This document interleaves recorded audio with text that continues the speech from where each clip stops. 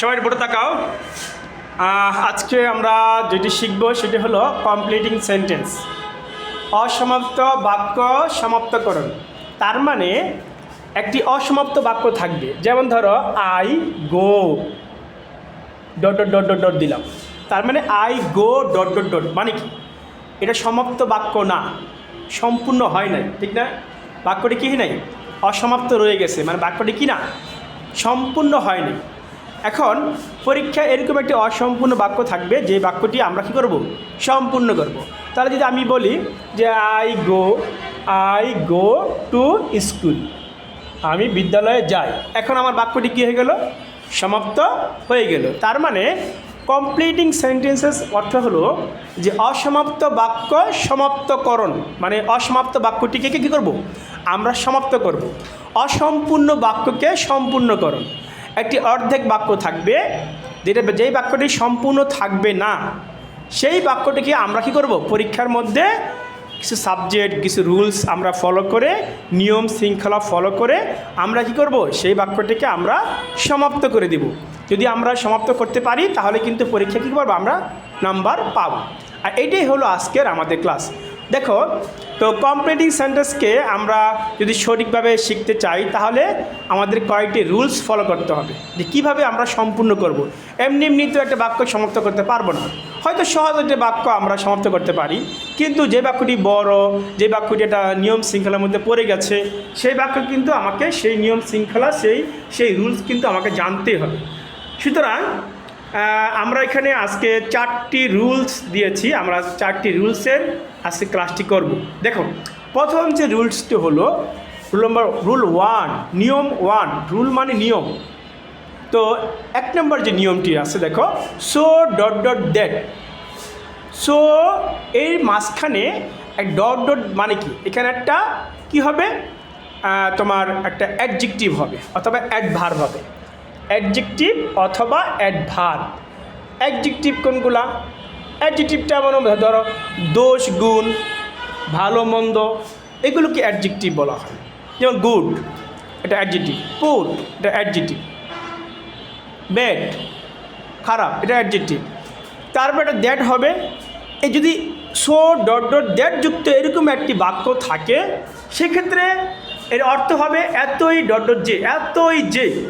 এখন এই so dot dot that যুক্ত বাক্যকে আমরা যদি এরকম পরীক্ষা সো ডট ডট দ্যাট যুক্ত বাক্য থাকে, সেক্ষেত্রে আমরা কি রুলস দিব, সেটার স্ট্রাকচারটা কি হবে, সেই স্ট্রাকচারটি আমাকে মুখস্থ করে ফেলতে হবে।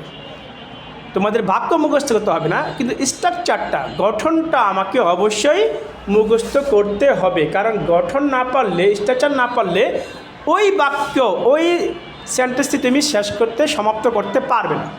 এই জন্য আমাকে স্ট্রাকচারটি অবশ্যই মুখস্থ করতে হবে। যেমন গণিতের জন্য তোমার স্ট্রাকচার আছে, হ্যাঁ, সূত্র আছে, ঠিক না? ঠিক তেমনিভাবে কমপ্লিটিং সেন্টেন্স শেখার জন্য শুধু কমপ্লিটিং সেন্টেন্সই না, যে কোনো গ্রামারেরই একটা স্ট্রাকচার আছে। তো কমপ্লিটিং সেন্টেন্সের জন্য একটা স্ট্রাকচার আছে। চলো আমরা 1 নম্বর স্ট্রাকচারটার কী হবে, সো ডট ডট দ্যাট থাকলে আমরা কী স্ট্রাকচার ফলো করব। সেখানে দেখো, প্রথমে একটা সাবজেক্ট থাকবে, তারপরে ভার্ব থাকবে, তারপরে সো ডট ডট, ওই ডট ডট এখানে মানে অ্যাডজেক্টিভ অথবা অ্যাডভার্ব। অ্যাডজেক্টিভ হতে পারে, অ্যাডভার্ব হতে পারে, কেমন? তো so plus subject plus verb plus so plus adjective অথবা অ্যাডভার্ব প্লাস দ্যাট। তারপরে কী হবে, আবার নতুন করে আমাকে একটি সাবজেক্ট বসাতে হবে। তারপরে ক্যান অথবা কুড নট, ক্যান অথবা কুড নট প্লাস ভার্বের ভার্ব প্লাস এক্সট্রা। যদি প্রেজেন্ট টেন্স হয় ক্যান নট, আর যদি পাস্ট টেন্স হয় কুড নট। দেখো, একটা উদাহরণ দিলে আমরা বুঝতে পারবো। দে আর সো পুর দ্যাট, দে আর সো পুর দ্যাট, তারা এতই গরিব যে। দে আর সো পুর দ্যাট, তারা এতই যে, এতই যে, এতই গরিব যে। তার মানে এখানে এলো গরিব, তার মানে তারা এতই গরিব যে। তারপর সাবজেক্ট আনো, সাবজেক্ট কি, দে, দে দে নিলাম। তারপরে যেহেতু এটা আর প্রেজেন্ট টেন্স, ঠিক না? সুতরাং আমি এটা ক্যান নিব। যেহেতু প্রেজেন্ট টেন্স, দে ক্যান, বাকি নট লাগাও, দে ক্যান নট। কী করতে পারো না, একটা বাক্য তৈরি করো, they can not send there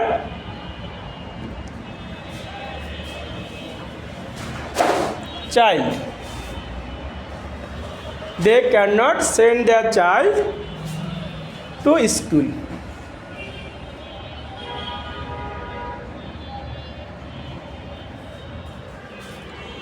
they are so poor that, তারা এতই গরিব যে they can not send their child to school, তারা তাদের সন্তানদেরকে স্কুলে পাঠাতে পারে না। অথবা they are so poor that they can not, তুমি একটা বাক্য বানাতে পারো, they can not maintain their family, এটা হতে পারে। অর্থাৎ তারা এতই গরিব যে they can not maintain their family, তাদের পরিবার কী করতে পারে না, পরিচালনা করতে পারে না। অথবা they can not control their family বা contact their family, they can not contact their family, তারা তাদের পরিবার পরিচালনা করতে পারে না। ঠিক আছে, অর্থাৎ প্রথম বাক্যটা কি দেখো, দে আর সো পোর দ্যাট, তারা এতই গরিব, তার মানে এখানে একটি বাক্য এদিকে আছে কি সো ডট ডট দ্যাট আছে, তার মানে পরে আমি একটা সাবজেক্ট দিব ক্যান নট অথবা কুড নট। আমি বলছি ক্যান নট হবে প্রেজেন্ট টেন্সে আর কুড নট হবে পাস্ট টেন্সে, যেহেতু প্রথম বাক্যটা আমার প্রেজেন্ট টেন্স সেহেতু আমি ক্যান দিলাম।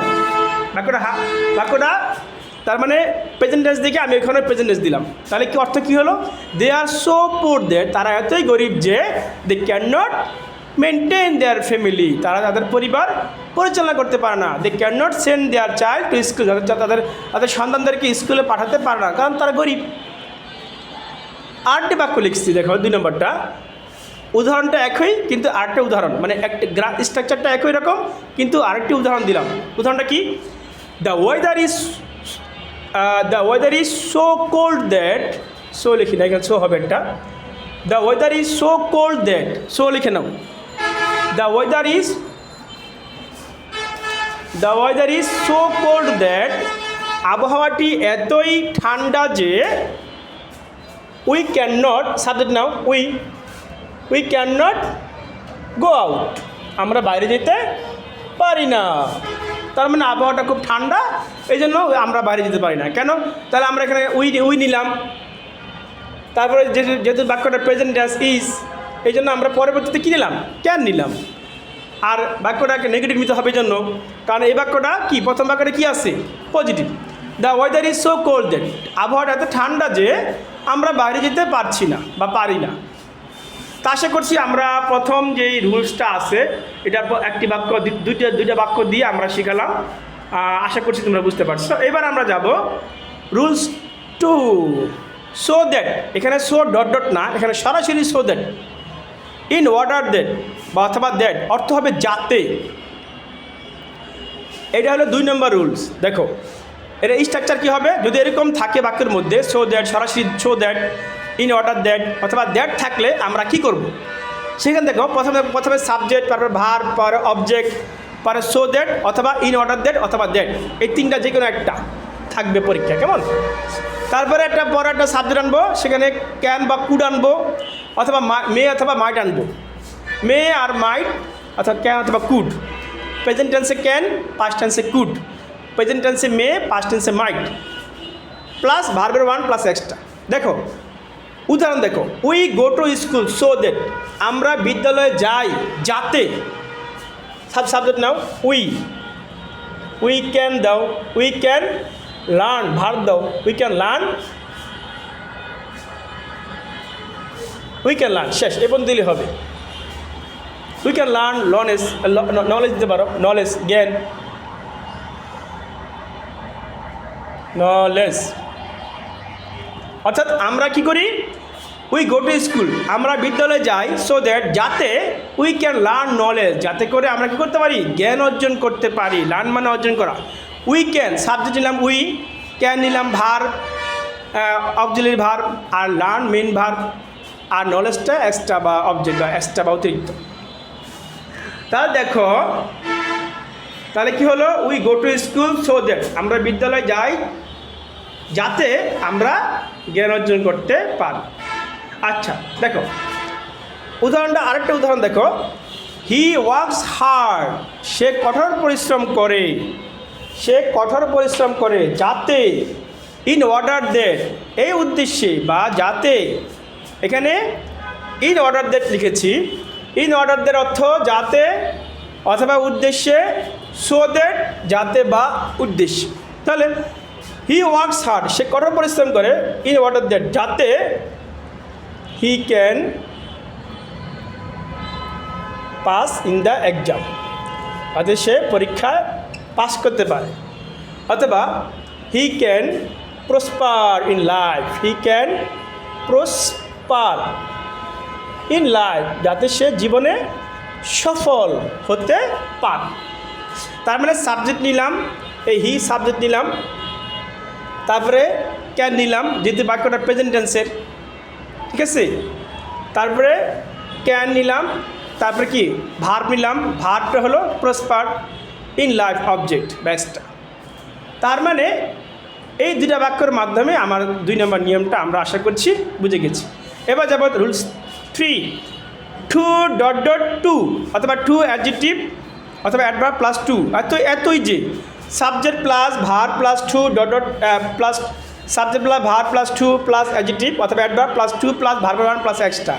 দেখো he is too weak to, সে এতই দুর্বল যে, টু ডট ডট টু অর্থ হলো এতই যে, he is too weak to walk হাঁটতে পারে না।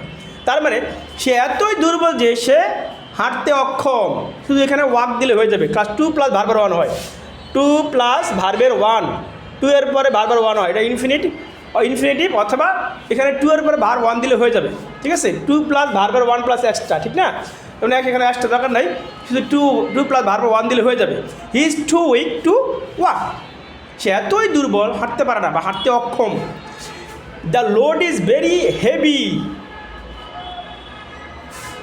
এই বোঝাটা হেভি, দ্য লোড মানে বোঝা, বুঝো পুটলা বা বোঝা বা কোনো একটা জিনিসের যেটা মাথা নিয়ে মানুষ চলাচলা করে বা কাঁধে নিয়ে হাঁটাচলা করে। লোড মানে বোঝা, কোনো একটা চালের বোঝা হতে পারে বা ময়দার বোঝা হতে পারে। The load is very heavy মানে ভারী। তাহলে এই বোঝাটা এতই ভারী, টু ক্যারি মানে বহন করা, এটা কি সে এটা বহন করতে পারছে না অথবা বহন করতে অক্ষম।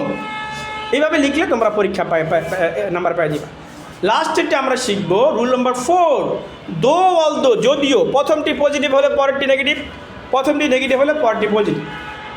দো অলদো, হি ইজ, এখানে আরিস্ট্রাকচার লিখি নাই, এটা তোমরা বাক্য অনুসারে লিখে দিবা।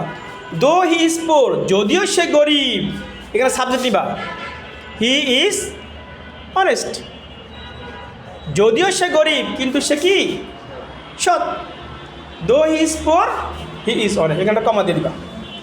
অলদো হি ইজ রিচ, যদিও সে ধনী, বাট হি ইজ মাইজার মানে কৃপণ, ঠিক আছে। তার মানে কি হলো, একটা পজিটিভ একটা নেগেটিভ। তার মানে সে ধনী কিন্তু সে কি কৃপণ, টাকা পয়সা আছে কিন্তু কিপটামি করে। আবার লোকটা গরিব কিন্তু সে সৎ, গরিব নাই, টাকা পয়সা নাই কিন্তু সে সৎভাবে জীবনযাপন করে, কোনো টাকা সুদ খায় না, ঘুষ খায় না, অন্যায় কাজ করে না, ইচ্ছা করলে সে ঘুষ খাইতে পারে কিন্তু খায় না, কারণ সৎ।